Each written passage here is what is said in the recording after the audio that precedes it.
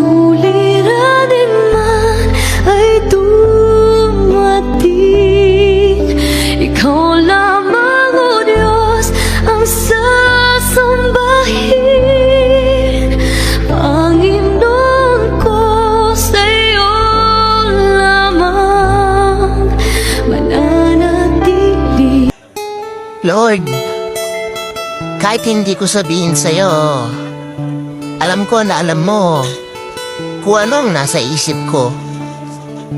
At alam mo kung ano ang tunay na nararamdaman ko sa mga oras na to.